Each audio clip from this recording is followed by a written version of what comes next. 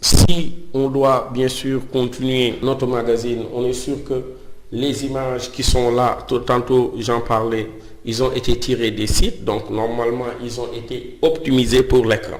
Ne serait-ce qu'à titre illustratif, si j'ouvre l'image qui est là et que bien sûr je regarde sa taille, image, taille de l'image, ici la résolution est de 96, en tout cas inférieure à 100, qui est destiné bien sûr donc à l'écran. Et si vous regardez, normalement, je devais traiter chaque image de la sorte en faisant quoi? En venant bien sûr sur la résolution, le mettre déjà à 300, mais attention. Une chose qu'il ne faut jamais faire dans le rééchantillonnage, ici c'est pas Photoshop qui nous intéresse, mais dans le traitement de l'image, il faudra toujours décocher. Rééchantillonner. Regardez ce qui se passe. La largeur et la hauteur, ici qui me fait 686 sur 547. Si jamais vous décochez rééchantillonner, ça veut dire que même si on augmente la résolution à 300, les pixels à l'intérieur, à largeur et en hauteur devront être le même, sauf que le nombre de pixels contenus par l'image a été presque multiplié par 7 voire 8. Normalement pour l'impression, c'est une résolution de 300. Là aussi, autre chose, je peux valider par OK. Je peux, si vous regardez toujours, son mode est en RV et en RVB. J'ai deux manières de le faire. Soit de passer, et c'est ce qui est conseillé par édition, attribution de profil, convertir en profil. Et là, si vous regardez pour le moment, le profil est en SHGBR. Je n'ai plus qu'à le traduire en CMJN pour pouvoir le changer. Et là, directement, même le fait de le rééchantillonner, de chercher sa résolution à 300, il est plus commode et plus rapide de le faire avec ça. Là, si vous voyez déjà, il passe en CMJN, mais en même temps, sa résolution sera de 300. Donc ici, au lieu de le faire image par image, cette fois-ci, je vais décider de créer ce qu'on appelle un script qui va me permettre de le faire en une seule fois. Donc là, qu'est-ce que je fais? Je vais fermer celui-là, je ne l'enregistre pas. Je vais créer un script ou bien une action dans ce qu'on appelle les nouvelles versions. Donc pour ce faire, on va dans Fenêtre. Moi, je suis avec la version CS6, mais ceux qui sont avec les versions CC, vous allez plus avoir action à ce niveau. Donc là, mais c'est la même chose. Ici, quand même, dans un cours précédent, bien sûr, avec mes étudiants à l'UGB, je l'avais créé. Donc là, qu'est-ce que je vais devoir faire? Hop, je vais devoir le supprimer. Donc là, je le sélectionne, je l'envoie à la poubelle. Donc, pour reprendre le tout à zéro, par défaut, normalement, vous avez un certain nombre de scripts qui existent ici et que vous pourrez bien sûr tout à fait utiliser en étant à l'aise. Donc là, je vais créer un nouveau ensemble. Je peux passer par là. Comme je peux cliquer ici et l'avoir toujours comme nouvel ensemble. Je l'appelle traitement. Traitement, impression. Impression. Là, je valide par OK. Et je crée un nouveau script ou bien une nouvelle action. Ici, je l'appelle pour impression. Donc là, impression.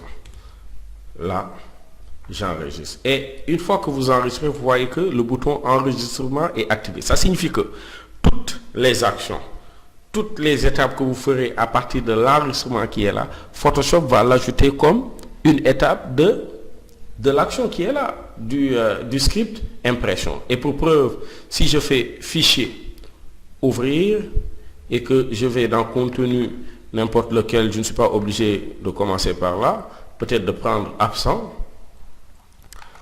de l'ouvrir, là, la photo de Gervignon, si vous regardez bien image, regardez, mode, son mode est en RVB. Image, taille de l'image, là aussi vous voyez que sa résolution est à 72.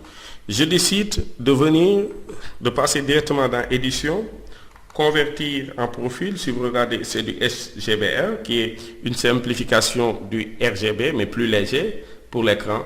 Je le passe directement en CMJN.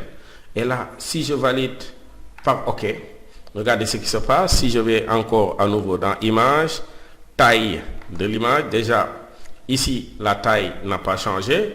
Mais si vous regardez le mode image, mode, et que vous regardez, il est passé en mode CMJN.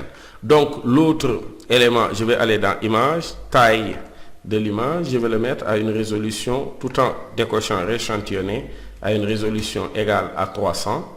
Je valide par OK. J'ai terminé. Je fais fichier, enregistrer. Je l'amène au maximum à 12. Je valide par OK. Je vais faire fichier. Et là, je le ferme. Voici les étapes que j'ai besoin de faire sur chacune de mes images. Donc là, comme c'était ma dernière opération sur une image, je l'arrête. Donc le script existe en tant que tel.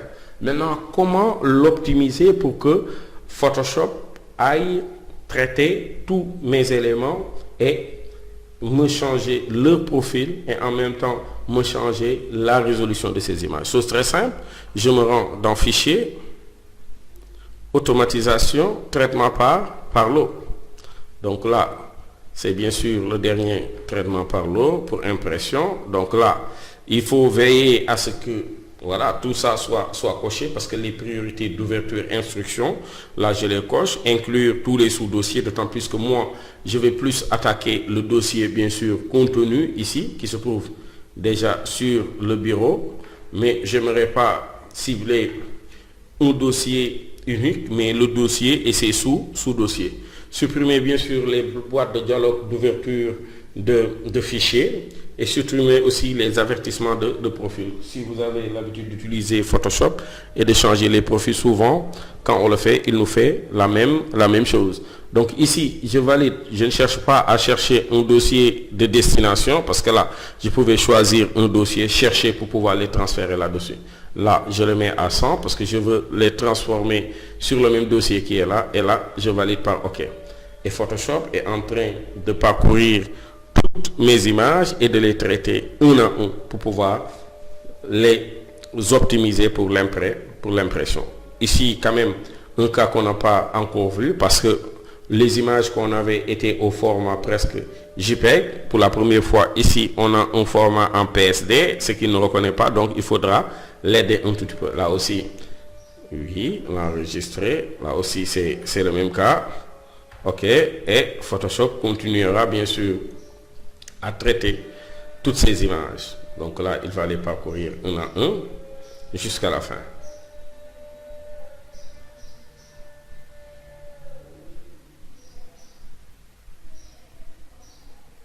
Là aussi, une image en PSD, toujours j'enregistre. Oui. Là aussi, j'enregistre. Et là, Photoshop continue toujours. Donc, si on avait une centaine d'images, c'est la même chose que Photoshop va se comporter et nous traiter nos images optimisées maintenant pour l'impression. Donc, pour ne serait-ce que vérifier, je vais faire fichier ouvrir dans n'importe quel élément ici, peut-être dans éducation, économie, ouvrir l'image qui est là et regardez, il est bien sûr en mode CMJN et si je fais image, taille de l'image, bien sûr, sa résolution est de 300.